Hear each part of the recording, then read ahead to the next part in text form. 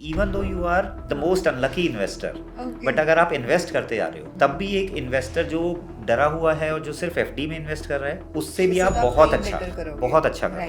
विवेक ji, quant investing को लेकर ना बहुत जन को बहुत सारे मिथ्स हैं। लोगों को लगता है कि यार ये ब्लैक बॉक्स है, हमें पता नहीं चलता कैसे हो रहा है, कहाँ से ये आंसर्स आए या कैसे ये सिलेक्शन हुआ। मिसकंसेप्शंस हैं, not entirely true. Quant investing में टोटली ऑपोजिट है, क्योंकि हमारे रूल्स बहुत क्लियरली डिफाइंड है। तो बहुत ही ट्रांसपेरेंट प्रोसेस रहता है। It's not timing the market but it is time in the market. कि अगर डिसिप्लिन्ड हो तो आप बहुत अच्छा करोगे। कि एक रिटेल इन्वेस्टर को करना बहुत बहुत ज़्यादा मुश्किल है। They should not gate themselves into quant investing.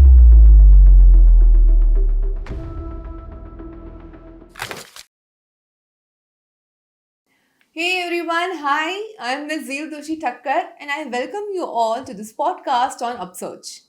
My dear audience, हम सब ने क्वांट इन्वेस्टिंग के बारे में सुना तो है और उतना ही हमें ये टेक्निकल और डरावना भी लगता है। तो आज क्वांट इन्वेस्टिंग को इजी करने के लिए हमारे साथ प्रेजेंट है mister Vivek Sharma. So Vivek sir, I welcome you to this podcast. Thank you Zeel. Yes. Vivek sir, आप मार्केट्स में ऑलमोस्ट 16-17 years से हो। How has been your journey in the last 16-17 years? So मैं मार्केट्स में अब मेरे को ऑलमोस्ट 20 years हो गए हैं and the journey has been very very interesting. I am actually an engineer by education, but I always was fascinated by stock markets. कि stock markets में क्या चल रहा है, किस वजह से प्राइसेस मूव हो रहे हैं, अप जा रहे हैं, डाउन जा रहे हैं। तो I was always fascinated by it. तो इसीलिए मैंने इंजीनियरिंग करने के बाद जल्दी ही शिफ्ट कर लिया था स्टॉक मार्केट्स में, और अदर मार्केट्स में, ट्रेडिंग एंड इन्वेस्टमेंट्स में। तो journey has been great. It's such a profession that कभी आप बोर नहीं होते हो। मार्केट्स में हमेशा कुछ ना कुछ चल रहा होता है, कुछ ना कुछ इंटरेस्टिंग चल रहा होता है हमेशा। तो it's every day is a new day. तो that's what makes it more challenging, exciting and that's what dynamic. That's how my journey has been. Wow, okay. Sir आपकी स्पेशलिटी क्वांट है। अब मैं समझी भी कि क्यों स्पेशलिटी है, क्योंकि आप इंजीनियर्स हो, है ना, आप इंजीनियर हो और इंजीनियर्स नेचुरली मैथ्स में, कैलकुलेशंस में, रिसर्च में अच्छे होते हैं। सो क्या इसके लिए आपका क्वांट इन्वेस्टिंग पे ज़्यादा इंक्लिनेशन है? Not necessarily. एक्चुअली मैंने पहले 10 साल डिस्क्रिशनरी इन्वेस्टिंग की हुई है, और ज़्यादा डिस्क्रिशनरी ट्रेडिंग। तो डिस्क्रिशनरी ट्रेडिंग क्या होती है कि जिसमें आप खुद से डिसाइड कर रहे हैं कि खुद से आप मार्केट्स देख रहे हैं, आप चार्ट्स देख रहे हैं, फंडामेंटल न्यूज़ देख रहे हैं, सारे एनालिसिस कर रहे हैं और फिर डिसाइड कर रहे हैं कि आपको बाय करना है, सेल करना है। और मैं पहले 10 साल ट्रेडिंग करता था एनर्जी मार्केट्स में, in NYMEX, in CME, on ICE, Europe का एक्सचेंज है, इन सब पे मैं ट्रेडिंग करता था। तो 10 साल मैंने ट्रेडिंग की है, डिस्क्रिशनरी ट्रेडिंग। फिर 10 साल ट्रेडिंग करने के बाद मेरे को थोड़ा सा ये लगा कि पूरा वर्ल्ड, आप कोई भी बिजनेस देख लीजिए, कोई भी प्रोफेशन देख लीजिए, वो पूरा डिजिटल हो रहा है, राइट। तो same is happening in trading also and in investing, कि पूरा क्वांट साइड में जा रहा है। तो 10 साल वो करने के बाद डिस्क्रिशनरी ट्रेडिंग, मेरे को लगा कि एक तो डिस्क्रिशनरी से systematic, rule based quant side में मूव होना है। खुद से कर रहे हैं, खुद से डिसाइड कर रहे हैं, बट अब रूल बेस्ड। अब जो है क्वांट जो हम बोलते हैं वो रूल बेस्ड होता है। उसमें बस आप रूल्स बना दिए होते हैं, आपने कंप्यूटर में फीड कर दिया है वो रूल्स, एंड डिपेंडिंग कि क्या डेटा आ रहा है, उसको क्या डिसीजन लेना है, वो कंप्यूटर डिसाइड करता है। वो जो रूल्स हैं वो आप बनाते हो एज अ क्वांट इन्वेस्टर या क्वांट ट्रेडर। यहाँ पे इन्वेस्टिंग ट्रेडिंग में थोड़ा सा दोनों को ही कवर कर लूँगा, बट वो रूल्स आप बना लेते हो और वो कंप्यूटर में फीड कर देते हो rules, and then computer takes the decision to buy and sell depending on those rules. So अगर हम क्वांट को एकदम इजी लैंग्वेज में समझे तो it is rule based investing. हाँ, बहुत सिंपल लैंग्वेज में एक रूल बेस्ड फ्रेमवर्क है जो आप यूज़ करते हो अपना बाय सेल डिसीजन मेकिंग के लिए। तो आप कोई एग्जांपल के साथ मुझे समझा सकते हो कि ये क्वांट को मैं रियल लाइफ कैसे इम्प्लीमेंट कर सकती हूँ? सो क्वांट को पहले मैं समझाता हूँ क्वांट इन्वेस्टिंग है क्या, एक रियल लाइफ एग्जांपल में। अब मान लीजिए एक इंजीनियरिंग एग्जाम है जिसमें 1 लाख बच्चे अपीयर हो रहे हैं। और आपको बोला जाता है कि आपको सेलेक्ट करने हैं उसमें से टॉप 1000 बच्चे जो जिसके सबसे ज़्यादा चांसेस हैं सक्सीड करने के। ठीक है, तो आप कैसे सेलेक्ट करेंगे? एक बहुत ही बेसिक सी चीज़ है कि आप देखोगे कि उनका IQ कितने इंटेलिजेंट हैं वो एक फैक्टर हो जाता है जिसके बेसिस पे आप डिसाइड कर सकते हो। तो लेट्स से अगर मैंने आपको 1 लाख बच्चों का IQ स्कोर दिया हुआ है, तो आप उसको यूज़ करके आप बोलोगे कि जिसके भी हाईएस्ट 1000 है, IQ है, टॉप वो 1000 मोस्ट लाइकली है सक्सीड करने के। अब वही करेंगे या नहीं, वो थोड़ा बहुत चेंजेस होते हैं, बट राइट लाइकलीहुड चांसेस जो बात करेंगे वो उनके IQ स्कोर पे डिपेंडेंट होगा, तो वो एक प्रोबेबिलिटी ऑफ फैक्टर है। सक्सेसिंग इज एग्जैक्टली, हायर या तो वो एक फैक्टर हम बोलते हैं कि IQ इज वन फैक्टर, ठीक है बट और भी और फैक्टर्स होते हैं, जैसे कि आपने कितना मेहनत की है, हम्म राइट, कितने घंटे आपने पढ़ाई की है ना। अगर आपके पास ये डेटा है, मान लीजिए 1 लाख जी। बच्चों का, कि कितने कितने घंटे उन्होंने पढ़ाई की है, प्रिपरेशन की है, हम्म तो वो सेकंड फैक्टर हो जाएगा। राइट ठीक है, तो आप उसको भी रैंक करोगे, आप देखोगे कि टॉप 1000 बच्चे कौन से हैं जिन्होंने सबसे ज़्यादा मेहनत की है in terms of number of hours they have studied और प्रिपेयर्ड, तो वो दूसरा फैक्टर हो जाएगा।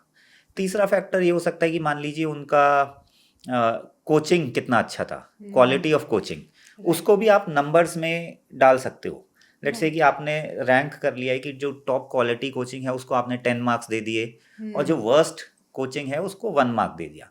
अब पूरा पूरा सिर्फ कोचिंग पे डिपेंडेंट नहीं है, but that is one factor, another factor. तो मान लीजिए आपके पास ये 3 फैक्टर्स हैं, आपके पास डेटा है, तो आप या तो एक काम ये कर सकते हो कि आपको लगता है कि मेरे को IQ से कोई मतलब नहीं, मेरे को लगता है कि नंबर ऑफ आवर्स सबसे ज्यादा इंपॉर्टेंट है, कितना आपने पढ़ाई की है ना। तो आप सिर्फ एक फैक्टर वो यूज करके आप टॉप 1000 बच्चे निकाल सकते हो।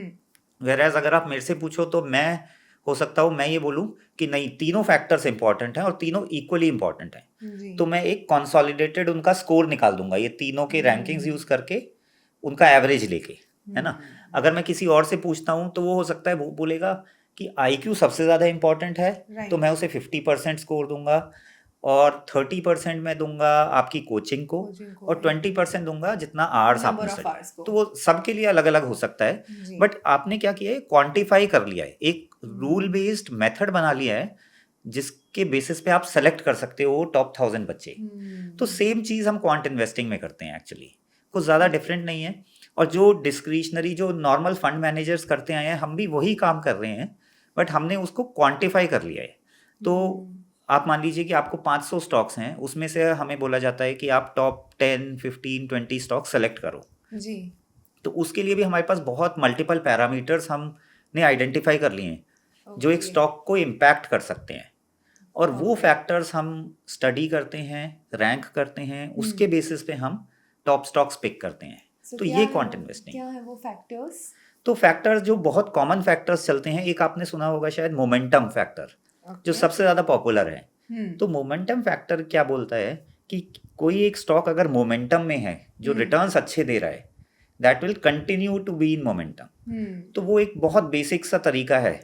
मान लीजिए आपने लास्ट 6 मंथ के रिटर्न्स देख लिए, 500 स्टॉक्स हैं, लास्ट 6 मंथ्स जिसने बेस्ट, आपको मान लीजिए 20 स्टॉक सेलेक्ट करने हैं, तो बेस्ट 20 स्टॉक्स जिसने रिटर्न्स दिए हैं, हाईएस्ट 20, आप उनको सेलेक्ट कर लोगे। आप बोलोगे कि ये मोस्ट लाइकलीहुड है इनका सक्सेस का फॉर द नेक्स्ट 1 मंथ। समझा? ठीक है, तो ये एक मोमेंटम फैक्टर होता है, बहुत पॉपुलर है ये, अच्छा काम करता है काफी। एक फैक्टर होता है वैल्यू। आपने बहुत सारे इन्वेस्टर्स का सुना होगा, वो बोलते हैं मैं वैल्यू इन्वेस्टर हूँ जी। तो वैल्यू इन्वेस्टर क्या करते हैं, वो अंडर वैल्यूड स्टॉक पिक करते हैं कि वो कितना अंडर वैल्यूड है। एक स्टॉक मान लीजिए उसका प्राइस तो है अभी 100 रुपीज, राइट, लेकिन आपको लगता है कि उसका प्राइस होना चाहिए था 150। हाँ, आपके एनालिसिस के हिसाब से या उसका सेल्स है उसके हिसाब से आई डिड्यूस कि इसका तो वैल्यू 150 होना चाहिए, बट वो मिल रहा है 100 रुपए पे, तो दैट मीन्स वो अंडर वैल्यूड है जी। या फिर आपने निकाला कि नहीं, उसका प्राइस मेरे को लगता है 80 होना चाहिए था, लेकिन है अभी 100, तो वो ओवर वैल्यूड।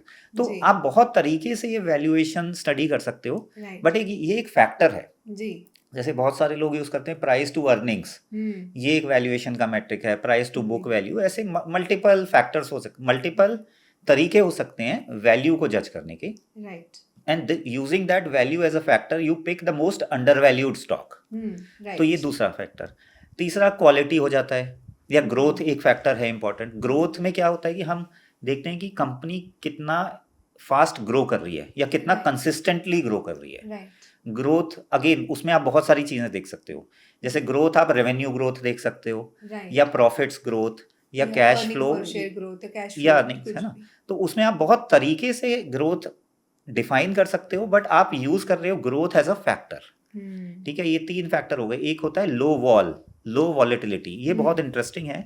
ये इसमें क्या होता है कि जो रिसर्च से पता लगा है कि जो स्टॉक्स सबसे कम वॉलेटाइल हैं, they are most likely to give you higher returns. तो उसमें आप स्टेबल जो स्टॉक्स। स्टेबल है, हाँ, तो उसमें आप स्टॉक्स पिक करते हो जो सबसे ज़्यादा स्टेबल रहते हैं। तो ये मल्टीपल फैक्टर्स हैं, और बहुत सारे, जैसे हम अपनी कंपनी में क्या करते हैं कि हम बहुत रिसर्च करते हैं कि क्या क्या फैक्टर्स हो सकते हैं। तो थोड़े से ये फैक्टर्स या तो फंडामेंटल होंगे, राइट है ना, या टेक्निकल फैक्टर्स, जैसे मोमेंटम एक टेक्निकल फैक्टर है राइट है ना। वो प्राइस मूवमेंट पे बेस्ड हाँ, है तो वो टेक्निकल आप इसको और कॉम्प्लेक्स बना सकते हैं। आप बोल सकते हैं कि मैं मोमेंटम में क्या करूंगा, प्राइस ग्रोथ विद वॉल्यूम भी देखूंगा, कि अगर वो वॉल्यूम के साथ प्राइस ग्रोथ हो रहा है तो इट्स मोर रेलेवेंट, अगर विदाउट वॉल्यूम हो रहा है तो I won't give it more weightage. ठीक है, तो आप उसको कॉम्प्लेक्स ऑब्वियसली कितना भी बना सकते हो। हम बहुत सारे, हम मोर देन 100 फैक्टर्स देखते हैं जैसे अपनी कंपनी में। उसमें से कुछ कुछ फैक्टर्स हैं, जैसे कि मान लीजिए ऑयल प्राइसेस। जी तो ऑयल प्राइसेस कुछ कंपनीज को पॉजिटिवली इम्पैक्ट करता है, कुछ को नेगेटिवली इम्पैक्ट करता है। तो वो हमारे लिए एक फैक्टर है कि ऑयल प्राइसेस ऊपर जा रहे हैं तो हमें पता है कि इन कंपनीज को वो, या इन सेक्टर्स को वो नेगेटिवली इम्पैक्ट कर रहा है, और कुछ सेक्टर्स को वो पॉजिटिवली। तो ये एक हो गया। या फिर इन्फ्लेशन हो गया, इन्फ्लेशन भी अलग अलग सेक्टर्स को अलग अलग तरह से इम्पैक्ट करता है। राइट तो इस टाइप से हमने 100+ फैक्टर्स आइडेंटिफाई किए हैं, बट जो मोस्ट पॉपुलर हैं वो मैंने आपको जैसे बताया कि मोमेंटम, वैल्यू, ग्रोथ, लो वॉल, क्वालिटी, ये 5 हैं जो मोस्ट पॉपुलर हैं और जिससे सबसे ज़्यादा अल्फा जनरेट होता है। बाकी फैक्टर्स भी कंट्रीब्यूट करते हैं, but these are the main ones. Okay so अगर कोई एक इन्वेस्टर अपना एक पोर्टफोलियो बनाना चाहता है बेस्ड ऑन क्वांट इन्वेस्टिंग तो वो कैसे बना सकता है? How can he start? So इसमें एक चीज़ है कि जो हम डेटा यूज़ करते हैं, इसमें बहुत ज़्यादा डेटा यूज़ होता है, राइट? ओके और वो बहुत ही जल्दी अपडेट भी होता रहता है। जैसे मोमेंटम वाला फैक्टर है जो प्राइस और वॉल्यूम पे डिपेंडेंट होता है, वो ऑलमोस्ट डेली बेसिस पे, ऑलमोस्ट नहीं, डेली बेसिस पे ही वो अपडेट होता है, जी राइट? तो इसमें डेटा इतना सारा आता है कि एक इंडिविजुअल इन्वेस्टर को ये करना बहुत ही टफ रहेगा। तो I wouldn't really recommend anyone कि वो खुद से करें। तो ये एक स्टाइल ऑफ इन्वेस्टिंग है, या एक स्टाइल ऑफ पोर्टफोलियोज हैं जो कि आपको मार्केट में अगर आप जाते हैं, जैसे म्यूचुअल फंड्स, अब आपके पास बहुत सारे ऑप्शंस हैं, राइट? या फिर जैसे हमारी कंपनी है, इसी टाइप से और भी कंपनीज हैं जो आपको ये क्वांट में स्पेशलाइज करती हैं, और क्वांट पोर्टफोलियोज एक रिटेल इन्वेस्टर को हम देते हैं। ठीक है, तो अगर किसी को क्वांट इन्वेस्टिंग में जाना है मतलब अपना पोर्टफोलियो एक पार्ट इन्वेस्ट करना है, तो what I would recommend is कि either choose from these mutual funds और choose from guys like ST और गुल्लक में हम ये इस टाइप के पोर्टफोलियोज बनाते हैं। तो आप इनमें से चूज कीजिए रादर देन खुद ट्राई कीजिए, क्योंकि खुद डेटा हमारी और एनालाइज करना एग्जैक्टली हमारी बहुत बड़ी टीम है। हमारी कंपनी में 100 लोगों से ज़्यादा काम करते हैं। ठीक है, इतना ज़्यादा डेटा आता है कि वो सिस्टम्स बहुत कॉम्प्लेक्स हो जाते हैं। मैं ये नहीं बोल रहा कि कॉम्प्लेक्स सिस्टम ही काम करते हैं, बट इवन एक सिंपल सिस्टम बनाने के लिए भी एक रिटेल इन्वेस्टर के लिए बहुत ज़्यादा एफर्ट है, बहुत ज़्यादा एफर्ट है।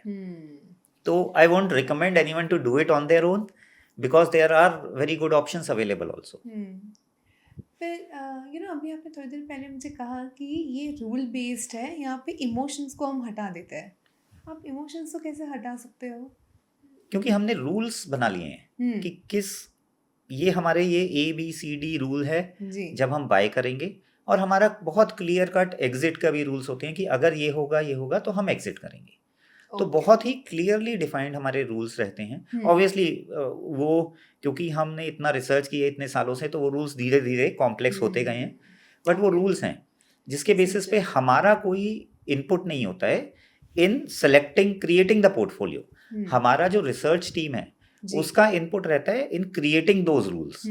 तो हम हमेशा ट्रैक कर रहे हैं कि हमारा पोर्टफोलियो कैसा परफॉर्म कर रहा है, क्या चीज़ अच्छी काम कर रही है, क्या नहीं कर रही है। We are always learning, right? तो हम अपने एल्गोज को अपग्रेड करते रहते हैं एवरी फ्यू मंथ्स।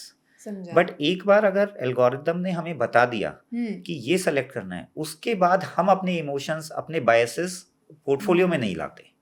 तो दैट मोर और लेस हेल्प्स अस ओनली, क्योंकि बहुत समझा। बार क्या है कि एज ह्यूमंस वो बायसेस हैं, वो बायसेस बहुत बार ज़्यादातर वो नेगेटिवली ही इम्पैक्ट करते हैं। तो we are trying to avoid that in quant investing, and that's one of the benefits of quant investing. Okay, क्या आप अपनी कोई सक्सेस स्टोरी शेयर कर सकते हो कि आपने क्वांट के बेसिस पे कुछ कंपनीज या कोई सेक्टर को आइडेंटिफाई किया था एंड वो सच में बहुत ही अच्छे से रन हुआ? हाँ, इस टाइप के काफ़ी एग्जांपल्स रहते हैं। जैसे ये इसलिए होता है क्योंकि जैसे मैंने बताया कि हम क्या करते हैं कि हम टेक्निकल फैक्टर्स भी हैं हमारे पास फंडामेंटल फैक्टर्स हैं और मैक्रो इकोनॉमिक फैक्टर्स हैं। राइट। तो एक स्टॉक का हम एक 360 डिग्री व्यू लेते हैं, हम्म ठीक है। तो इसलिए एक बहुत वेल राउंडेड व्यू होता है कि वो टेक्निकल्स में भी एक स्कोर होगा, उसका फंडामेंटल्स में भी स्कोर होगा। तो एक स्टॉक जैसे एक आईटीसी बहुत ही इंटरेस्टिंग स्टॉक है, जो मैं काफ़ी एग्जांपल देता हूँ कि आईटीसी कुछ साल पहले तक बहुत ही स्टेबल, बिल्कुल उसके प्राइसेस बिल्कुल एक ही जगह थे, ज़्यादा मूव होता ही नहीं था। कुछ अच्छा हो जाए तो भी नहीं मूव होता था, कुछ खराब हो जाए तो भी नहीं मूव होता था। Whereas it was always a very solid company, बहुत ही अच्छी कंपनी थी। तो लोग उसमें इन्वेस्ट करते थे कि यार आईटीसी एक बहुत अच्छी कंपनी है, अच्छे रिजल्ट्स हैं, very well professionally managed company, sector grow decent कर रहा है, वो कंपनी भी डिसेंट ग्रो कर रही है, तो अच्छी इन्वेस्टमेंट है। Looking at the fundamentals it was a very solid company. तो अगर आपकी ये थीसिस रहेगी तो आप उसमें इन्वेस्ट करेंगे जी। 2-3 साल तक क्या हुआ, वो कुछ मूव नहीं हुआ, राइट, स्टॉक तो आपकी इन्वेस्टमेंट हम बोल सकते हैं कि कुछ रिटर्न्स नहीं दे रही थी।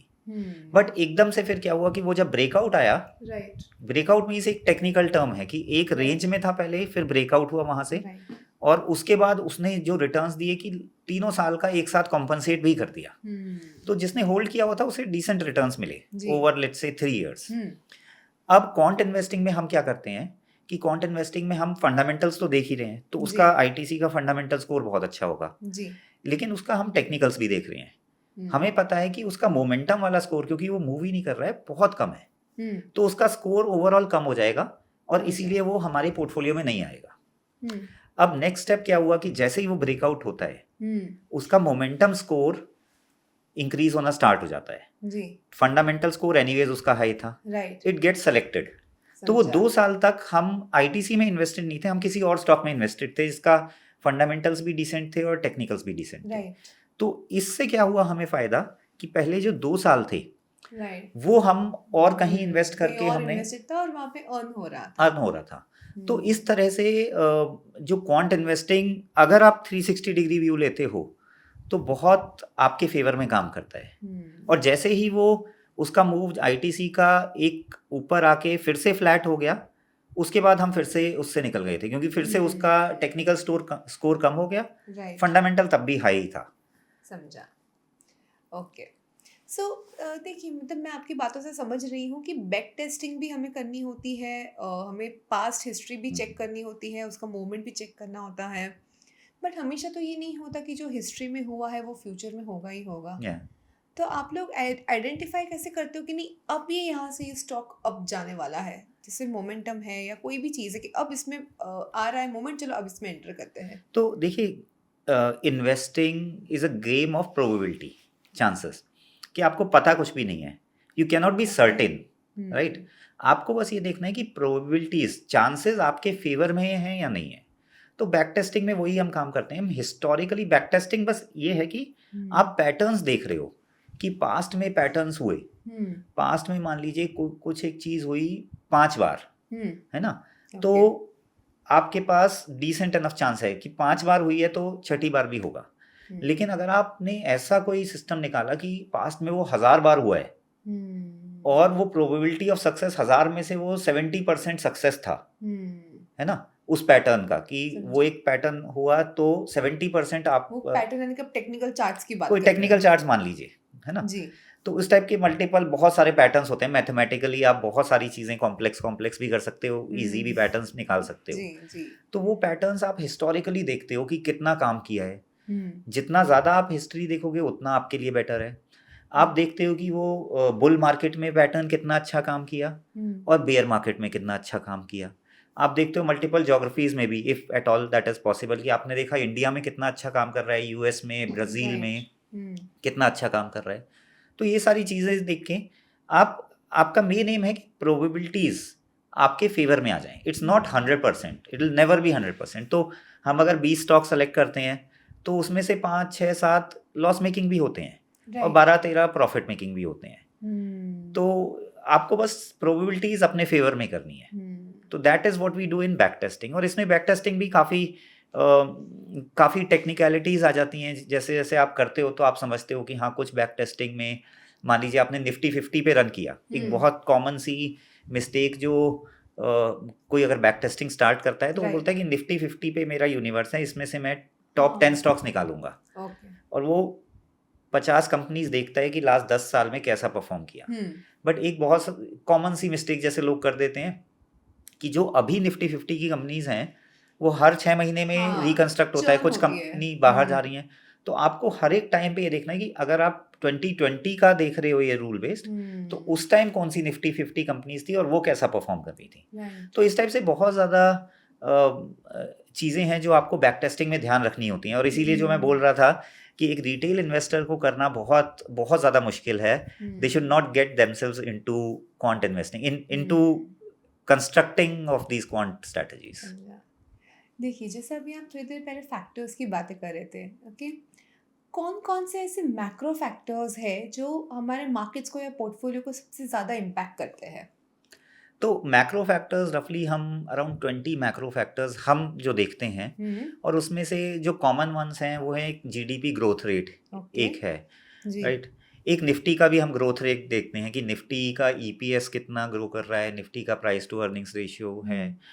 हम इन्फ्लेशन देखते हैं कि इन्फ्लेशन अगर एक लेवल से ज़्यादा है वर्सेस एक लेवल से कम है तो वो कैसे किस किस स्टॉक्स को या सेक्टर्स को पॉजिटिवली नेगेटिवली इम्पैक्ट करता है। Prices of essential commodities, prices of gold, तो ये सारी चीज़ें हम देखते हैं मैक्रो ट्रेंड्स में जिसमें हमें आइडिया लगता है कि ओवरऑल मार्केट्स में क्या चल रहा है। और एक बहुत इंपॉर्टेंट चीज़ जो हम देखते हैं कि overall whether we are in bull markets, bear markets, क्योंकि फैक्टर्स का भी क्या है कि सारे फैक्टर्स हमेशा काम नहीं करते, राइट, एब्सोल्युटली। कुछ कुछ फैक्टर्स हैं जो बुलिश मार्केट में बहुत अच्छा काम करते हैं। जैसे मोमेंटम फैक्टर की हमने बात की जी, वो बुलिश मार्केट में सबसे बढ़िया काम करता है, बहुत अच्छे रिटर्न्स आते हैं। लेकिन सेम फैक्टर अगर आप बेयरिश मार्केट में यूज़ कर रहे हो तो बहुत जल्दी उसमें लॉसेस भी होते हैं। तो अगर मार्केट मान लीजिए आपकी 15% डाउन है, राइट, तो ये जो मोमेंटम वाले स्टॉक्स हैं ये 25-30% डाउन हो जाएंगे। तो आपको थोड़ा सा, इसको बोलते हैं फैक्टर टाइमिंग, कि जिसमें हम देखते हैं कि किस टाइम कौन सा फैक्टर अगेन चांस किसके हैं चलने के, तो आपको ये देखना होता है। तो ये वाला हमने अपने एल्गोरिदम से बनाया हुआ है कि किस टाइम कौन से फैक्टर को कितना वेट देना है, क्योंकि जो ज़्यादा वेट, जिसके ज़्यादा चांसेस हैं सक्सीड होने के, हम उनको ज़्यादा वेट देंगे और कुछ कुछ फैक्टर्स को कम भी वेट देंगे। जैसे मोमेंटम, ग्रोथ, ऐसे हैं फैक्टर्स जो बुलिश मार्केट में बहुत अच्छा काम करते हैं, और जो बेयरिश मार्केट में वैल्यू, क्वालिटी, लो वॉल, ये वाले फैक्टर्स हैं जो बेयरिश मार्केट में काम करते हैं। समझा। तो इस टाइप से ये फैक्टर टाइमिंग भी हम यूज़ करते हैं। राइट, एब्सोल्युटली, क्योंकि मुझे भी यही डाउट था कि मोमेंटम तो अपसाइड ट्रैक करता है, तो जब मार्केट्स डाउन है, बेयरिश है, तो उस टाइम पे हमें क्या करना चाहिए एज एन इन्वेस्टर? तो वो वाले स्टॉक्स जो मोमेंटम वाले होते हैं, आपने अगर ट्रैक किया हो कभी कि सबसे ज़्यादा गिरते हैं, लेट्स से अभी जैसे अदानी के स्टॉक्स थे, वो मोमेंटम स्टॉक्स, मोमेंटम स्कोर उनका काफ़ी हाई होता है, या फिर पीएसयूज थे, डिफेंस स्टॉक्स थे, रेलवे स्टॉक्स थे, ये बहुत अच्छे मोमेंटम स्टॉक्स थे। तो बट ये आपने देखा होगा कि इनका करेक्शन भी सबसे ज़्यादा हुआ है, राइट। तो आपको वो ध्यान रखना पड़ता है कि अगर आपने मान लीजिए मोमेंटम फंड में इन्वेस्ट किया तो वो अच्छे टाइम में बहुत अच्छा ग्रोथ देगा, बट उसमें ड्रॉडाउन्स भी बहुत ज़्यादा होंगे when it's not working. So bearish markets में हमें क्या क्या फैक्टर्स देखने चाहिए? जैसे अभी लास्ट 6 मंथ्स हम देख रहे हैं, राइट, कि इंडियन मार्केट्स काफ़ी स्लो हो गए हैं, डाउन साइड जा रहे हैं, तो ऐसे टाइम पे एक इन्वेस्टर को कहाँ पे इन्वेस्ट करना चाहिए, कौन से फैक्टर्स देख के इन्वेस्ट करना चाहिए? हाँ, तो इसमें देखिए जो फैक्टर्स काम करते हैं बेरिश मार्केट में, वैल्यू बहुत अच्छा काम करता है। वैल्यू की अंडर वैल्यूड स्टॉक्स जो होते हैं वो कम गिरते हैं, तो जी। मेन है कि अगर आप इंडेक्स गिर गया 15% और आपका पोर्टफोलियो डाउन है 5% या 10%, तो that means you done a good job कि ओवरऑल मार्केट से आपका कम लॉस हुआ है। राइट। तो वैल्यू, लो वॉल, क्वालिटी, ये वाले फैक्टर्स हैं जो रिलेटिवली कम गिरते हैं, सेफर होते हैं। लेकिन आपका जो क्वेश्चन है कि कौन से फैक्टर्स को देख के यूज करना हमें चाहिए, इन्वेस्ट करना चाहिए। जो मैं आपको पहले बता रहा था कि इन्वेस्टर्स को एक तो ये जो क्वांट फंड्स होते हैं, इसमें क्या है कि आपके इंडिविजुअल फैक्टर फंड्स भी हैं। कि एक फंड है आपका वैल्यू फंड जो वैल्यू को देख के सिलेक्ट करता है स्टॉक्स, एक है मोमेंटम, एक है क्वालिटी, तो आपको इंडिविजुअल वाले मिल जाएंगे। लेकिन एक रिटेल इन्वेस्टर के लिए जो बेस्ट इन्वेस्टमेंट मेरे को लगता है वो रहती है मल्टी फैक्टर फंड, जो कि ये सारी चीजें देख के सेलेक्ट कर रहा है। मतलब मल्टी फैक्टर पोर्टफोलियो में क्रिएट करोगे, मुझे स्टॉक्स का क्रिएट हाँ, करना है या तो आप क्रिएट करोगे या फिर जैसे मैंने बताया कि ऐसे म्यूचुअल फंड्स हैं, ऐसे RIAs हैं जो आपको एक मल्टी फैक्टर, जो जी। एक फैक्टर को यूज करके नहीं पोर्टफोलियो कंस्ट्रक्ट कर रहे, जो मल्टीपल फैक्टर्स यूज कर रहे हैं। तो एक रिटेल इन्वेस्टर के लिए सबसे सिंपल है कि वो ऐसे मल्टी फैक्टर्स फंड देखें जिसमें वो इन्वेस्ट कर सकते हैं। दैट इज मच सेफर बेट। जैसे कि आप देखते हैं कि large cap, mid cap, small cap अभी किसी टाइम कुछ काम करता है, किसी टाइम कुछ। तो रिटेल इन्वेस्टर के लिए काफी मुश्किल हो जाता है कि यार मैं किस में इन्वेस्ट करूं। तो वो एक डिसीजन हमेशा डिसीजन मेकिंग को कॉम्प्लेक्स कर देता है कि अभी लार्ज कैप में करो, लेकिन कुछ टाइम बाद अब स्मॉल कैप का टाइम आ गया है, वो ट्रैक रखना बहुत मुश्किल है। तो इसीलिए जो बेस्ट फंड्स, अगेन जो मैं सजेस्ट करता हूँ रिटेल इन्वेस्टर्स के लिए, वो होते हैं या तो मल्टी कैप या फ्लेक्सी कैप। समझा। तो सारी चीजों को कवर कर लो। एग्जैक्टली। तो you leave it up to the manager, the fund manager to decide कि अभी किस में करना है, बट वो है सब कुछ। तो ऐसे ही मल्टी फैक्टर फंड्स भी आते हैं जिसमें वो मल्टीपल फैक्टर्स देखते हैं और stock portfolio multi factor to create and then they decide. क्योंकि वो रिटेल इन्वेस्टर्स के लिए बहुत ज्यादा मुश्किल है, कॉम्प्लेक्स है खुद से ट्रैक करना कि अब ये वाला फैक्टर काम करेगा अभी। सो विवेक जी, अब जैसे AI आ रहा है, इतना मशीन लर्निंग इतनी एडवांस हो रही है, क्या आपको लगता है कि हमारे क्वांट एनालिसिस अभी भी इतनी स्ट्रांग रहेगी या वो लोग ही हमें रिप्लेस कर देंगे? फ्रैंकली मेरे को अभी तो नहीं लग रहा कि वो लोग हमें रिप्लेस कर पाएंगे, बट डेफिनेटली उसको यूज़ करके, AI और ML को यूज़ करके आप अपने पोर्टफोलियोज बहुत ज़्यादा रोबस्ट और सॉलिड बना सकते हो। जैसे एक बहुत जो अभी हम रिसर्च कर रहे हैं वो है मार्केट सेंटिमेंट्स। ठीक है। तो मार्केट सेंटिमेंट्स एक ऐसा फैक्टर है जो अभी तक हम बहुत अच्छे से क्वांटिफाई नहीं कर पाए, बट उसमें करते क्या है कि मार्केट में सोशल मीडिया पे, लेट्स से ट्विटर पे, लिंक्डइन पे, ओवरऑल इंटरनेट पे किसी भी स्टॉक के बारे में हमेशा डिस्कशन होता रहता है। होता रहता है। तो वो डिस्कशन कितना पॉजिटिव या नेगेटिव है, तो वो मार्केट सेंटिमेंट्स कैसे हैं वो भी इम्पैक्ट करता है। जैसे हमने US में देखा था, गेम स्टॉप एक कंपनी थी जिसको रिटेल इन्वेस्टर्स ने डिस्कस किया कि this is one thing that they want to support, और उसको काफ़ी ऊपर लेके गए थे, इवन दो फंडामेंटल्स जस्टिफाई नहीं कर रहे थे शायद उसको। तो वो एक जो सेंटिमेंट्स होते हैं वो भी एक बहुत इंपॉर्टेंट फैक्टर होता है। तो ये हम AI ML यूज करके आइडेंटिफाई कर सकते हैं कि किस स्टॉक का पॉजिटिव सेंटिमेंट है, किसका नेगेटिव है। तो ऐसे फैक्टर्स हम डिटरमाइन कर सकते हैं in the future using AI।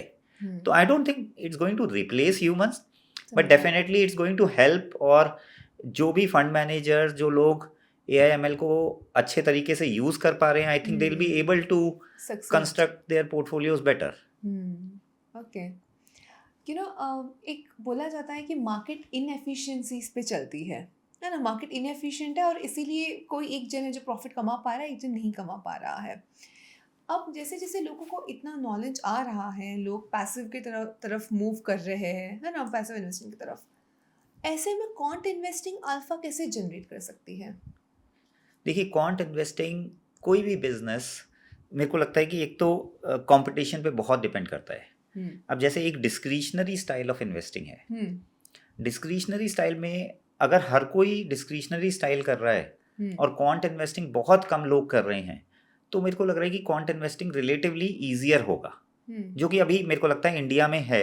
जैसे अगर आप US में देखें तो चाहे आप डिस्क्रिशनरी स्टाइल कर रहे हैं, चाहे आप क्वांट कर रहे हैं, आपके लिए इक्वली डिफिकल्ट है, क्योंकि हर एक फील्ड में बहुत ज़्यादा कंपटीशन है। हैविंग सेड दैट, एक जो alpha the people are having more knowledge, market inefficiencies कम है इसलिए? नहीं नहीं, क्योंकि ज़्यादा कंपटीशन है किसी भी बिजनेस में। अगर ज़्यादा कंपटीशन ओके। होगा तो वहाँ पे पैसा निकालना मुश्किल हो जाएगा किसी भी बिजनेस में, आप मान लीजिए, राइट। राइट। तो वैसे ही फंड मैनेजमेंट में भी वही है कि जहाँ भी अगर कंपटीशन, इंडिया में अभी क्वांट इन्वेस्टिंग में कंपटीशन कम है, तो इसीलिए मेरे को ओके। लगता है कि इट्स रिलेटिवली ईजियर, जो 5 साल बाद शायद ना रहे, बट अभी के लिए अल्फा निकालना ईजी है because we are looking at so many things. तो एक एज है, हम एक तो समझा। मंथली बेसिस पे इतना हम्म। जल्दी इतना ज़्यादा डेटा देख के उसको we are able to make sense out of that much of data, जो अगर ह्यूमंस की टीम है जिनके लिए जी। बहुत मुश्किल होगा उतना डेटा प्रोसेस करना उतनी जल्दी। तो इसीलिए एक एज अभी है, समझा। 5 साल बाद उतना इजी नहीं रहेगा एंड दिल B it will become very tough. But having said that, alpha generate करना आई थिंक किसी के लिए भी बहुत मुश्किल है जी। Over long run. Vivek ji, quant investing को लेकर ना बहुत जन को बहुत सारे मिथ्स हैं। लोगों को लगता है कि यार ये ब्लैक बॉक्स है, हमें पता नहीं चलता कैसे हो रहा है, कहाँ से ये आंसर्स आए या कैसे ये सिलेक्शन हुआ। आपको क्या लगता है ये सच में मिथ्स है?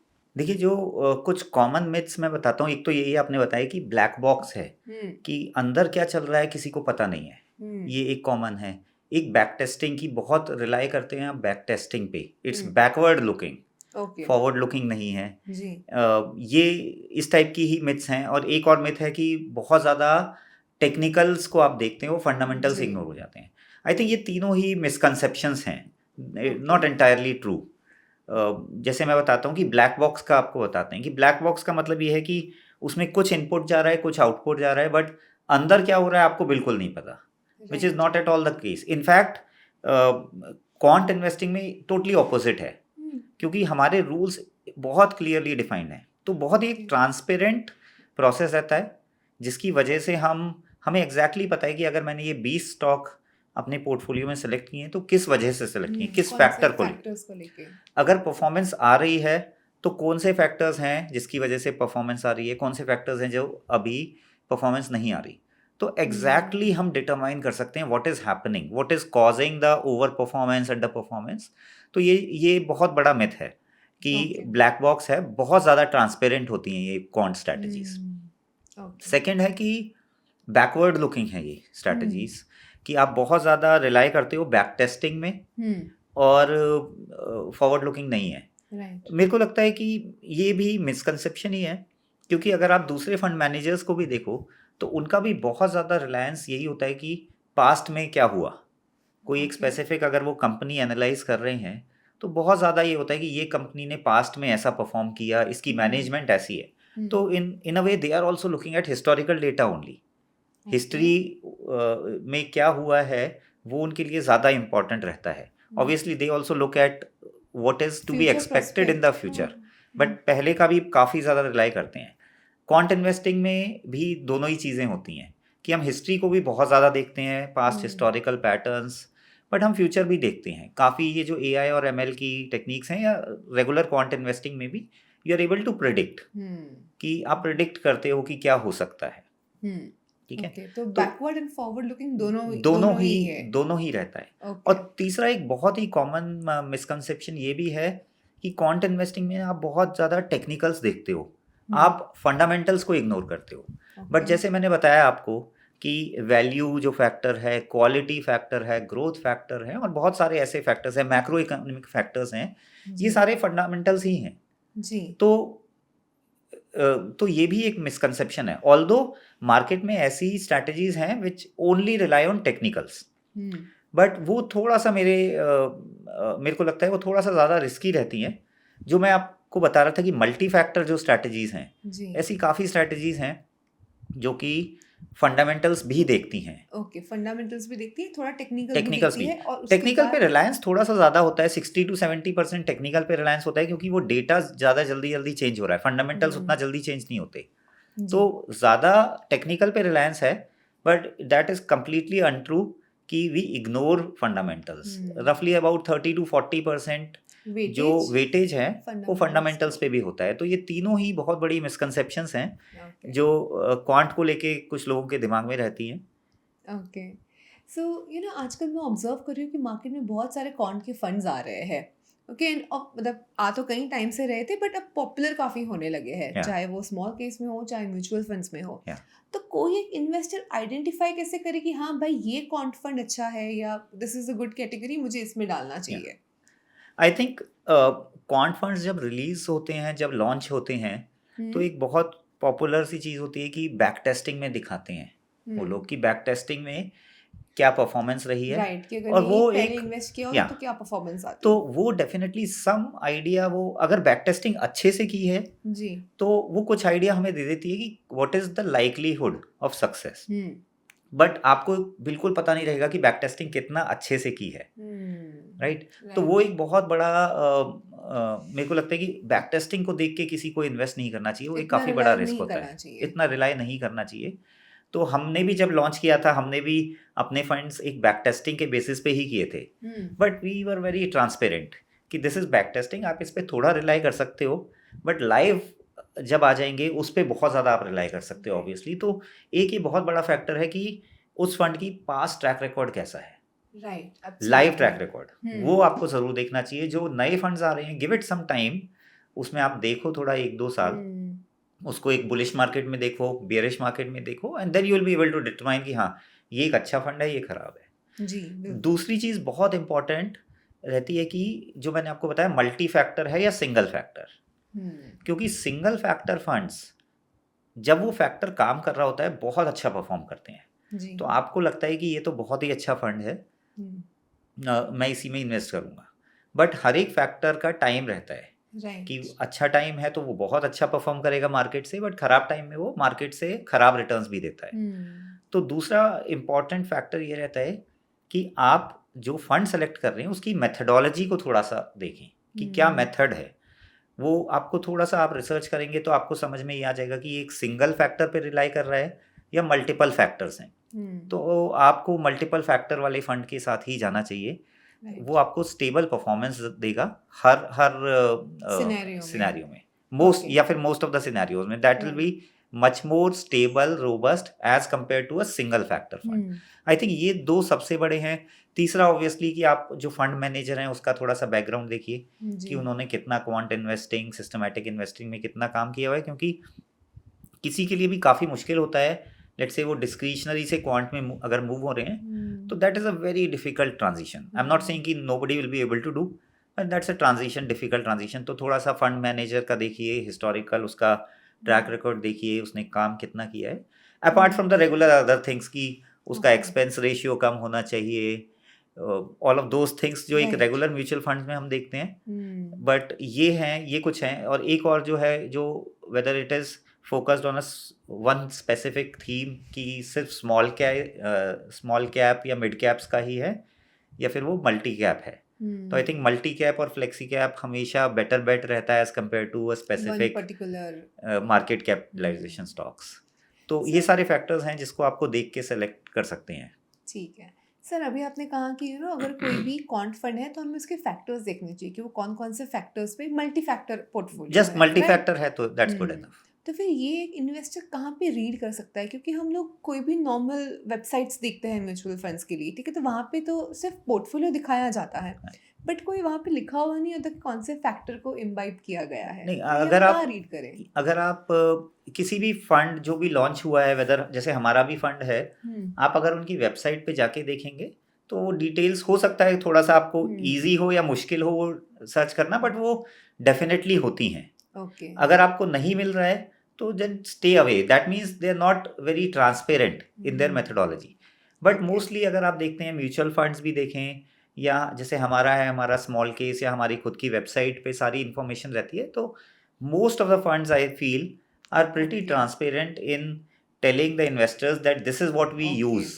तो आपके रिलेटिवली एक स्टेप ऑब्वियसली आपको और जाना पड़ेगा, थोड़ा सा रिसर्च करना पड़ेगा, बट मुझे लगता है कि ये शायद प्रोस्पेक्टस या अगर कोई ऐसा डॉक्यूमेंट निकाले तो वहाँ पे हमें डिटेल आई थिंक उसमें तो होगा ही, बट आप उनकी अगर वेबसाइट पे भी जाके देखेंगे तो मोस्ट लाइकली आपको वो मिल जाएगा। अगर नहीं मिल रहा है तो स्टे अवे, ट्रांसपेरेंसी कम है, बट आपको मोस्टली जितना मैंने देखा है कि वो आपको मिल जाता है। थोड़ा सा आपको रिसर्च करनी पड़ेगी, 15-20 मिनट, आधा घंटा आपको लगाना पड़ेगा, बट आई थिंक उतना टाइम आपको एनीवेज लगाना चाहिए अगर आप फंड में कोई एक सेलेक्ट कर रहे हैं तो।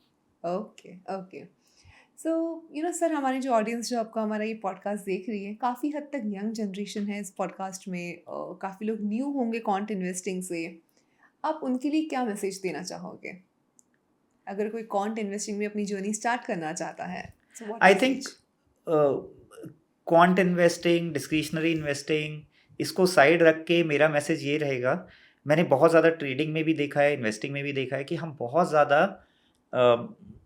इंफॉर्मेशन के पीछे भागते हैं, या फिर कोई स्पेसिफिक स्ट्रैटेजी है कि ये स्ट्रैटेजी बहुत अच्छी है, मेरे को ये समझना है या इसमें इन्वेस्ट करना है, ये थीम अब बहुत चल रहा है, लेट्स से मैन्युफैक्चरिंग थीम हो गया, ये थीम हो गया। आई थिंक उसमें एज बहुत ज़्यादा नहीं है फ्रैंकली। बिगेस्ट एज जो इन्वेस्टर्स इग्नोर करते हैं, that is in their behaviour, okay the way they react to bull markets, the way they react to bear markets, the way they react to FOMO markets में कुछ कुछ theme को लेके बहुत FOMO भी create हो जाता है, कभी Right. बिटकॉइन को लेके होता है, कभी डिफेंस स्टॉक्स को होता है जी को लेके होता है। तो आई थिंक जो बिहेवियरल एस्पेक्ट्स हैं वो बहुत ज़्यादा मैटर करते हैं, जो ऑलमोस्ट हर कोई इग्नोर करता है। तो मैंने अपनी इन्वेस्टिंग जर्नी, ट्रेडिंग जर्नी में जितने भी इन्वेस्टर्स, ट्रेडर्स को देखा है जो बहुत अच्छा परफॉर्म करते हैं, आई थिंक एक यूनिक एस्पेक्ट जो बहुत ज़्यादा फोकस करते हैं वो अपने बिहेवियर पे, कि कैसे वो रिएक्ट कर रहे हैं। एक बहुत पॉपुलर स्टोरी है, पीटर लिंच, शायद आपने नाम सुना होगा, जी, एक जी, बहुत of famous course. Fund Very manager थे famous. यूएस में। तो उन्होंने मैगेलन फंड 13 इयर्स तक मैनेज किया, और उस टाइम उनका CAGR जो एनुअल ग्रोथ रेट था 29% था उस फंड का, वेराज जो S&P का ग्रोथ रेट आई थिंक 13-14% था। ओके तो जो मार्केट से वो डबल रिटर्न्स दे देते थे 13 साल तक। राइट तो ऑब्वियसली उनके जो फंड के जो इन्वेस्टर्स होंगे उन्होंने बहुत पैसे कमाए होंगे, बहुत अच्छा किया Right. होगा। बट जब वो रिटायर हो गए थे पीटर लिंच, उसके बाद एक स्टडी हुई थी कि जो इन्वेस्टर्स हैं उन्होंने कितना पैसा कमाया। तो फंड का तो हमें पता है कि 29% ग्रोथ रेट रहा, जी बट उस फंड में बहुत ज़्यादा इन्वेस्टर्स ऐसे थे जिन्होंने इंडेक्स से भी कम रिटर्न्स लिए, अच्छा और बहुत ज़्यादा ऐसे भी इन्वेस्टर्स थे जिनके नेगेटिव रिटर्न्स थे। Okay and how is this possible? This is only possible if you try to time. होता क्या है ऐसे केसेस में कि एक फंड मैनेजर आपको लगता है बहुत अच्छा परफॉर्म कर रहा है, उसने लास्ट 2-3-4 साल बहुत अच्छा किया है, मार्केट जी। को बहुत अच्छा बीट किया है, उस टाइम इन्वेस्टर्स आते हैं, सबसे ज़्यादा इन्वेस्टर्स तभी इन्वेस्ट करते हैं। जी लेकिन हर एक इन्वेस्टर का भी टाइम होता है, उसका फिर ऐसा टाइम आता है कि 1-2 साल तक वो अंडर परफॉर्म करता है मार्केट से, फिर आपको लगता है नहीं नहीं यार मेरा डिसीजन ठीक नहीं था, नाउ आई विल एग्जिट। तो हो क्या रहा है कि मोस्टली इन्वेस्टर्स जो आते हैं ना वो टॉप में आ रहे हैं, और एग्जिट कर रहे हैं वो बॉटम में, बॉटम में कर रहे हैं। तो वो तो लॉस ही करेंगे। तो ऐसे बहुत ज़्यादा इन्वेस्टर्स होते हैं। तो it's really not about the product. हमें लगता है कि प्रोडक्ट कैसे बेस्ट चूज़ करें, कौन सा प्रोडक्ट सबसे अच्छा है, कौन सा फंड अच्छा है। आई थिंक वो डिसीजन इतना ज़्यादा बड़ा डिसीजन नहीं है। तो फिर ये बिहेवियरल बायस को हम बाहर कैसे रखें? ये I तो think हमारा मेंटल ब्लॉक है कहीं ना ये कहीं। मेंटल ब्लॉक है। इसके लिए वही है कि you try to learn as much as possible. हम जो हमारा फोकस रहता है वो फंड सिलेक्शन पे रहता है कि मार्केट अभी यहाँ से ऊपर जाएगी या नीचे जाएगी, उस पे फोकस है, या ये वाला फंड अच्छा करेगा। मेरे को लगता है बहुत ज़्यादा फोकस वो भी इम्पॉर्टेंट है, जी बट बहुत ज़्यादा फोकस हमारा ऐसी चीज़ों पे है जो कम इम्पॉर्टेंट है। ये वाली चीज़ें इतनी ज़्यादा इम्पॉर्टेंट फ्रैंकली नहीं है। ओके अगर आप पैसे फंड में भी इन्वेस्ट कर रहे हैं, एक इंडेक्स में भी, अगर आप डिसिप्लिन तरीके से इन्वेस्ट कर रहे हैं तो over long run you will do well. But जो आपका माइंडसेट है, जो बिहेवियरल एस्पेक्ट्स हैं, आप उसके पीछे भी थोड़ा सा टाइम लगाइए लर्न करने में कि what are the common mistakes. तो 2 common mistakes that I have seen and I have made it multiple times in last 20 years. One is when the markets go down. अभी जैसे मार्केट नीचे जा रही हैं, जी तो मैं क्या करता था पहले, मेरे को डर लगता था ऑब्वियसली कि मैंने Right. जितना इन्वेस्ट किया हुआ है वो और लॉस ना हो जाए। राइट तो ईदर आई विल एग्जिट और at least I will stop my SIPs, right कि एक बार मार्केट में सर्टेनिटी आ जाए उसके बाद मैं स्टार्ट करूँगा। अब इसमें होता क्या है कि जो भी लॉन्गर टर्म इन्वेस्टर्स हैं उनको तो ये बिल्कुल ही नहीं करना चाहिए, क्योंकि उनके लिए क्या है कि कोई स्टॉक या म्यूचुअल फंड जो भी आप खरीद रहे हैं वो एक डिस्काउंट पे अवेलेबल है। It's an opportunity. It's an opportunity, exactly, that's what I have learned कि यूजुअली जो सबसे अनसर्टेन टाइम्स होते हैं, जो सबको डर लग रहा होता है, वो बेस्ट अपॉर्चुनिटीज होती हैं फॉर लॉन्ग टर्म इन्वेस्टर्स। अगर आप शॉर्ट टर्म इन्वेस्टर हो कि आपको 1 साल के लिए इन्वेस्ट करना है फिर निकलना है, तो यू नेवर नो कि मार्केट्स वापस 1 साल में आएगी या नहीं। राइट बट जिसका भी इन्वेस्टमेंट होराइजन 5 साल है, 10 साल है, तो और बढ़िया है। जी उनके लिए वो बेस्ट अपॉर्चुनिटीज रहती हैं हम्म कि you are able to enter at lower levels. Hmm तो अब एटलीस्ट मेरा माइंडसेट ऐसा हो गया है कि जब भी मार्केट्स गिरती हैं, because I am a longer term investor, I take a view of at least 10 years. Okay तो मेरे को थोड़ा अच्छा लगता है कि मार्केट्स गिर रही हैं तो मैं लोअर लेवल्स पे घुस पा रहा हूँ। तो आई एक्चुअली वुड प्रेफर कि शॉर्ट टर्म ये फ्लक्चुएशंस जो करेक्शंस आती हैं, उस टाइम मैं इन्वेस्टमेंट्स नॉर्मली तो सिप चलती रहती है, बट उस टाइम मैं ट्राई करता हूँ कि अगर थोड़े एक्स्ट्रा कैश है तो उस टाइम मैं इन्वेस्ट करूँ। ओके तो ये एक बहुत कॉमन मिस्टेक है जो अभी हम देख भी रहे हैं कि I think Jan Feb March में बहुत डेटा आया था कि लोगों ने अपनी एसआईपी स्टॉप कर दी है। I think for long term investors that is a very big mistake, and this is I have also made it multiple times. Okay. The second mistake is when the markets are going up, और जब वो अपनी peak पे पहुंचती हैं तो उस time भी बहुत ज़्यादा लोग या तो सिप अपनी बंद कर देते हैं कि मार्केट सब करेक्ट होंगी, या बहुत प्रॉफिट बुकिंग बहुत ज़्यादा होती है। समझा। तो वो अनदर मिस्टेक है। Yes, people have come to me and said कि अरे मार्केट्स अभी इतना ऊपर है तो अभी पैसा डालना चाहिए कि नहीं। तो दे आर ऑलवेज एंशियस कि अभी मेरा प्रॉफिट बन गया है, ये अब चला ना जाए। राइट तो वो भी एक बहुत बड़ी मिस्टेक है, क्योंकि अगर आप देखते हैं, अगर आप 10 साल पहले देखें कि निफ्टी कहाँ था, निफ्टी आई थिंक 10 साल पहले 5-6 हज़ार पे था शायद।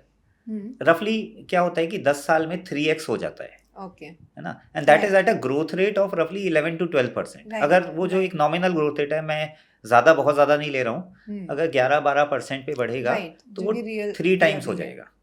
तो अभी मार्केट 22,000 के आसपास है, कुछ टाइम पहले 25-26 भी था। तो अगर आप 10 साल में देखते हैं कि मार्केट्स कहाँ पे आएगा, तो मेरा टारगेट है कि 3x फ्रॉम हेयर। तो 22 है तो 66 रफली, तो 66 to 70,000। तो उसमें 500,000 पॉइंट का जो ड्रॉप है ना, मैं that is what my view is कि 10 इयर्स के लिए अगर मैं इन्वेस्ट कर रहा हूँ तो आई लुक एट 65 to 70,000 जाएगा। तो उसमें जो शॉर्ट टर्म फ्लक्चुएशंस होते हैं ना 500,000 पॉइंट का, they don't worry me at all. But बहुत ज़्यादा इन्वेस्टर्स वही करते हैं कि वो देखते हैं अब मार्केट फिर से पीक पे आ गया, अब यहाँ पे 22-23 है, वो फिर से 25-26 जाएगा। उस टाइम आप देखेंगे कि बहुत सारे इन्वेस्टर्स यही कर रहे होंगे कि प्रॉफिट बुकिंग कर रहे होंगे। तो वो अनदर मिस्टेक हो जाएगी बहुत ज़्यादा, क्योंकि मार्केट्स इकोनॉमी अच्छा कर रही है तो मार्केट्स ऊपर जाएगा। कब जाएगा ये किसी को नहीं पता है, बट ये सर्टेनिटी है कि मार्केट्स ऊपर जाते हैं लॉन्ग टर्म में।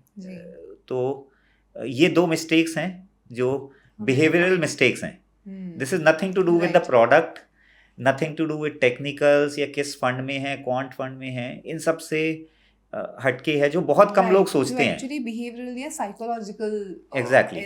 आई थिंक ये वाले जो बायसेस हैं, पर्सनली मेरे को, मैं बहुत ज़्यादा इन पे वर्क करता हूँ अपने माइंडसेट पे। ये मेरे को बहुत ज़्यादा हेल्प किया है, मेरी ट्रेडिंग में भी बहुत ज़्यादा हेल्प किया है और इन्वेस्टिंग में भी। I think this is one message to all the investors, if they can focus apart from product and timing and all of those things which are important, the most important is the behavioral। उस पे focus करेंगे तो I think वो एक बहुत बड़ा as होगा जो बहुत कम लोग फोकस करते हैं। Yes, it's very true. ऐसा बोला भी जाता है कि डिसिप्लिन ओवरपावर्स योर इंटेलिजेंस। मतलब कुछ जन होते हैं जो बहुत इंटेलिजेंट होते हैं, लेकिन जो बंदा डिसिप्लिन्ड है वो ज्यादा सक्सेसफुल होता है as compared to someone who is very intelligent but not disciplined. तो एक मैं आपको स्टडी बताता हूँ, वो हमने की थी कुछ टाइम पहले। हमने सेंसेक्स का लास्ट अराउंड 23-24 साल का डेटा लिया था, और हमने देखा था कि कोई एक डिसिप्लिन्ड अगर इन्वेस्टर है, बहुत ज़्यादा इन्वेस्टर्स इक्विटी मार्केट में इसलिए भी नहीं घुसते क्योंकि उनको डर लगता है कि मार्केट्स नीचे आ जाएंगे, कि वो पीक पे इन्वेस्ट कर रहे हो। तो हमने एक ऐसा इन्वेस्टर लिया जो सिप कर रहा है, हर मंथ 10,000 रुपये मार्केट में डाल रहा है, बट वो बहुत अनलकी है। तो हर मंथ वो डालता है, वो उस मंथ के पीक पे ही डालता है। जो मंथ का हाईएस्ट पॉइंट है उस पे वो इन्वेस्ट कर रहा है। तो और वो हर साल हर महीने लास्ट 23-24 साल से यही करता आ रहा है, तो बहुत ही अनलकी है ना। तो एक ऐसा इन्वेस्टर है। दूसरा इन्वेस्टर है डिसिप्लिन्ड, कि उसको कोई मतलब नहीं है मार्केट ऊपर है नीचे है, वो फर्स्ट ऑफ एवरी मंथ 10,000 रुपये इन्वेस्ट करता है मार्केट में। और तीसरा इन्वेस्टर है बहुत ही लकी है, या फिर आप उसे स्किलफुल बोल दीजिए, जो भी, कि वो हर मंथ बॉटम पिक कर देता है और उस पे इन्वेस्ट करता है। ओके तो ऑब्वियसली अनलकी और लकी वाला बहुत ही एक्सट्रीम सिनेरियो है, हर मंथ कोई भी नहीं कर पाएगा। जी बट इनके पोर्टफोलियोज में कितना डिफरेंस है Discipline वर्सेस का। डिसिप्लिन। तो ऑब्वियसली लकी वाला बेस्ट करेगा, जी फिर डिसिप्लिन वाला आएगा, फिर अनलकीएस्ट आएगा। तो ये हमें पता है, बट कितना डिफरेंस आएगा? जो हमने अपने स्टडीज में देखा कि हार्डली 8 से 10% का डिफरेंस आ रहा है ओवर 23-24 ईयर्स। ओके एब्सोल्यूट 8 या 10%। हाँ, तो which is not that big, हाँ राइट? ओके अगर आप इतना, आपको हर महीने अगर बॉटम पिक करना है तो बहुत एफर्ट लगाना पड़ेगा, बहुत Right. टाइम लगाना पड़ेगा। आपको कुछ टेक्निकल एनालिसिस, फंडामेंटल एनालिसिस, बहुत सारी चीज़ें सीखनी होंगी अगर ये Right. करना है, और तब भी कोई कंसिस्टेंटली नहीं कर सकता, जी राइट? तो वो एज क्रिएट करेगा 5-7% का ओवर 23 ईयर्स, तो it's not really a big It's not return really on your worth. Time, right? तो डिसिप्लिन के साथ अगर कोई कर रहा है ना, वो बहुत ज़्यादा अच्छा करेगा। दैट इज़ वन थिंग, कि बहुत ज़्यादा टाइमिंग पे फर्क नहीं पड़ता। तो जो आपने बहुत बार सुना होगा कि it's not timing the market but it is time in the market. तो वो इस स्टडी से पता लगता है कि अगर डिसिप्लिन हो तो आप बहुत अच्छा करोगे, जी टाइमिंग से बहुत ज़्यादा फर्क नहीं। और तीसरी एक चीज़ हमें ये पता लगी कि even though you are very unlucky, let's say the हाँ। Most unlucky investor, okay but अगर आप इन्वेस्ट करते जा रहे हो तो आप एफडी से बहुत अच्छा परफॉर्म करोगे स्टिल। इवन आप मंथ के टॉप पे ही इन्वेस्ट कर रहे हो, तब भी एक इन्वेस्टर जो डरा हुआ है और जो सिर्फ एफडी में इन्वेस्ट कर रहा है, उससे भी आप बहुत अच्छा करोगे। तो इसी से हमें पता लगता है कि वो टाइमिंग मार्केट, इतना ज़्यादा टाइमिंग इंपॉर्टेंट नहीं है। जो हम बात कर रहे थे अभी कुछ टाइम पहले डिसिप्लिन की, वो सबसे ज़्यादा इम्पॉर्टेंट है और सबसे ज़्यादा सिंपल भी है। अगर किसी को बोला जाए कि डिसिप्लिन के साथ आपको बस ये है कि आप इग्नोर कर पाएँ सारा नॉइज़, कि मार्केट्स में बहुत अच्छा नॉइज़ होता है कभी, एवरीथिंग इज़ रोजी, इंडियन इकोनॉमी बहुत ग्रो कर रही है, सब चीज़ें बढ़िया हैं, और अभी सब चीज़ें ही खराब हैं। इंडियन इकोनॉमी में कुछ है गड़बड़, ट्रम्प कुछ टैरिफ्स ला रहा है, ये सेक्टर परफॉर्म नहीं कर रहा, गवर्नमेंट, है ना? तो अभी हमारा फोकस पूरा सबका हुआ है नेगेटिव्स पे। तो अगर आप ये पॉजिटिव्स और नेगेटिव्स को इग्नोर करके डिसिप्लिन के साथ आप इन्वेस्ट कर पाओ, तो that is the biggest edge. Wow okay nice sir, ये सब बातें मुझे बहुत अच्छी लगी आपकी। Okay thank you very much Vivek sir for being on our podcast, और आपने हमें इतनी सारी अच्छी अच्छी बातें बताई। आई एम वेरी श्योर कि हमारे ऑडियंस ने भी बहुत एंजॉय किया होगा। Thanks a lot for having me. I really enjoyed talking to you and everyone. Thanks a lot. Thank you. So well my dear audience, I hope आपको आज का हमारा ये पॉडकास्ट अच्छा लगा हो। Do not forget to subscribe to our channel, और आप हमसे क्या सीखना चाहते हो, क्या सुनना चाहते हो, please tell us in the comment and we will bring that content for you.